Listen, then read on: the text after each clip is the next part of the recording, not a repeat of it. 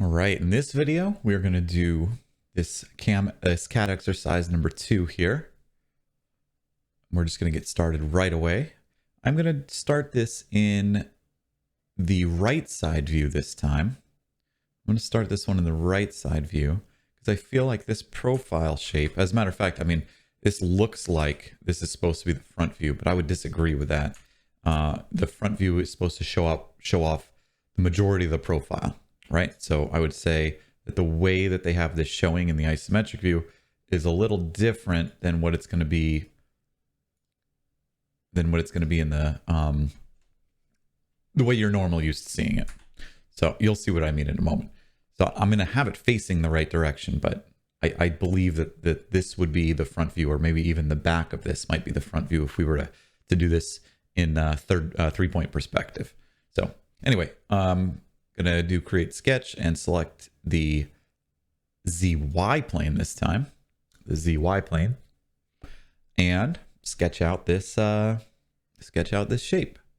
So I am going to create the line tool, or use the line tool, pull to the right, go up, come in a little bit, down at an angle, and forward. And back to the origin. And that's it. Now we can put in some dimensions. I'm noticing the total height of this piece is 82. Click on the back, 82. The entire base, the width of the base there is 150. The length of this part here is 84.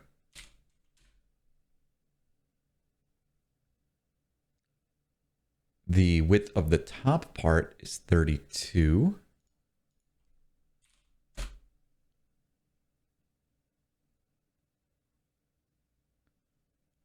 And I wonder if that is it there, if there's anything else I can get from this.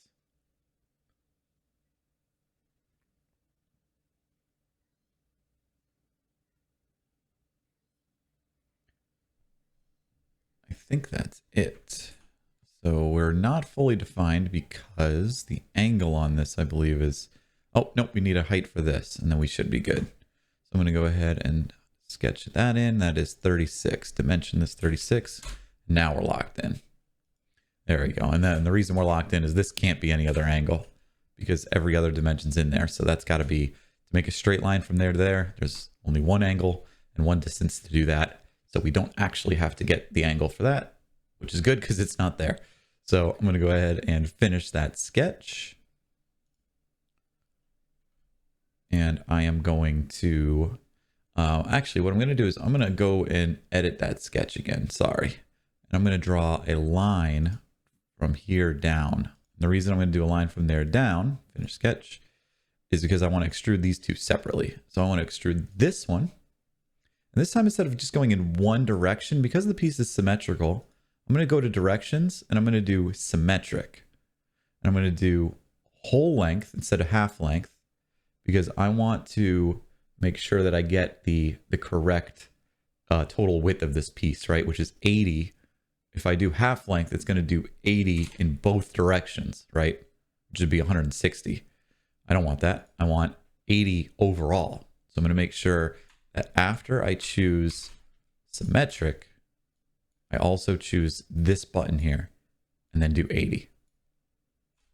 Of course, I could choose this button to do 40, but again, I want Fusion360 to do all the math for me. I don't want to go typing in, stuff that I'm making assumptions on. I want this to be a reflection of what this is as best as possible. So anyway, I can go ahead and do OK for that. I'm gonna have to click the eyeball button on sketch 1 again to make this little piece part pop up, because as soon as I do one extrude, the sketch hides itself. So I have to click this eyeball to make that come back up again. Select this, extrude this, also symmetric, except this time half distance 50. And click OK. Now I can hide sketch 1 and do my next sketch. My next sketch is going to be this little slot here. I'm going to click on the top of that and do create sketch.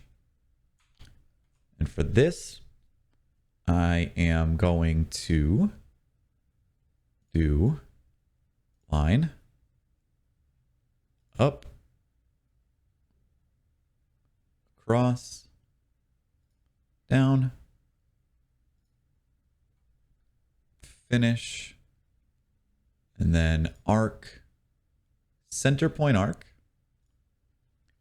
Select this, the midpoint of this line, which is when we hover on it, we get this little triangle.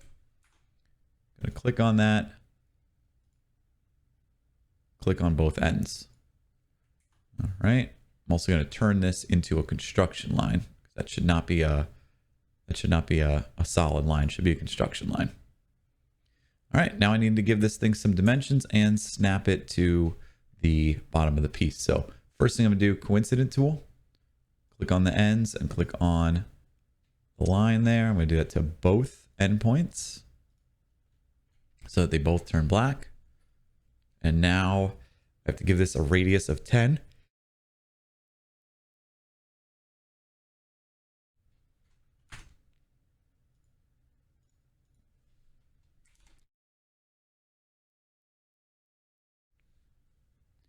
And a distance of 45.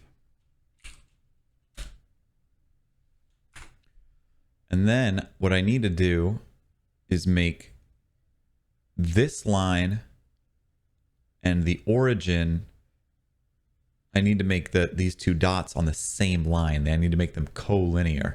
I can also use the horizontal vertical tool for this, even though it seems weird, but it works. So if I click horizontal vertical and I click on that point there, which is the center point of that construction line that I made, and the origin, it lines them both up vertical, almost like I made a construction line to connect these two dots and made it vertical without having to go through that extra step.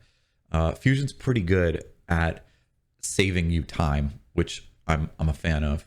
You don't have to go ahead and do a lot of things that you think you would have to do.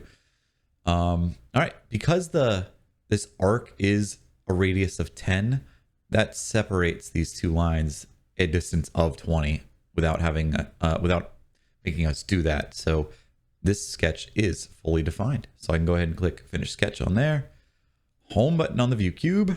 Click on this. Because that's a construction line, the part where the arc is and this rectangle are not two separate things that I have to click on. So if you made this a solid line, you didn't turn it into a construction line, you're just gonna have to click on both those things. But as far as the sketch is determined, it doesn't really matter. Extent type is going to be all. We want to cut all the way through the piece, and don't forget to click flip so the arrow points down because we're cutting 36 down, which is good because that is the entire height of that piece. Click OK.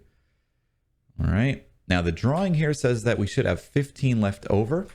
So I'm just going to do a little bit of a check on that and click on that line. And it does indeed say that its length is 15. So good. My drawing's been pretty good so far. Let me go ahead and add the circle to here. So I'm going to click on the top and use the create a hole tool. I'm going to physically just drag this sort of in the center at first, but then go ahead and use the reference buttons to set the distances, right?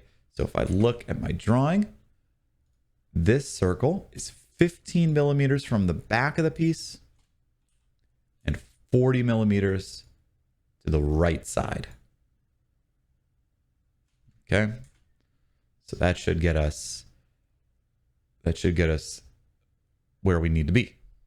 So I'm going to use the reference button here. Click on the back of the piece. That is going to be 15. And then the reference button and the right side of the piece, and that should be 40, which is already set. So we're good.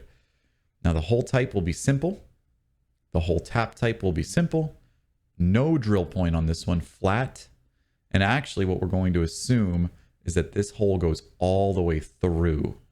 So we want to make sure that this goes all the way through the piece.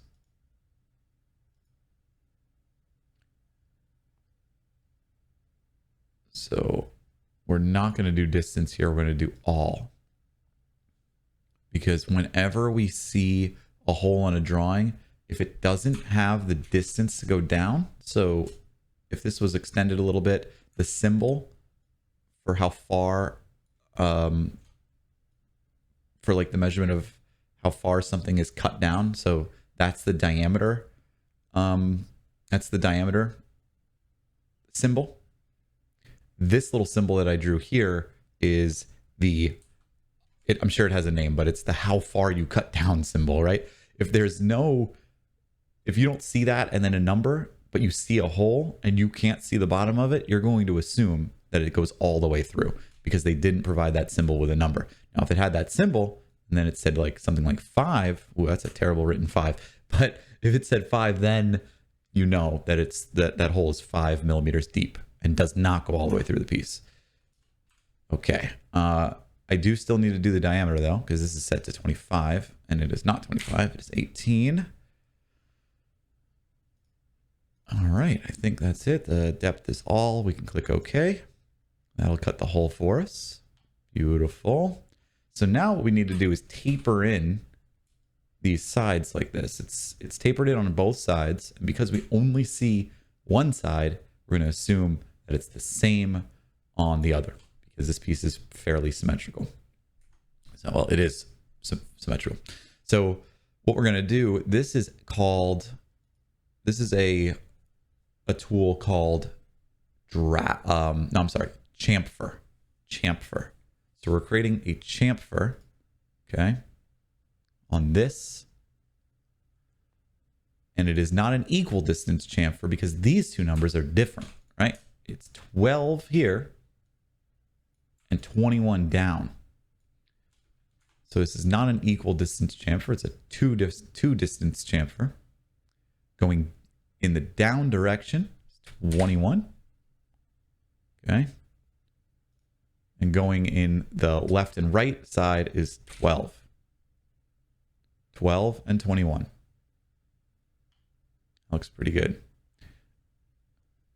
We're going to add another edge to this, which is right here. And this is also down 21.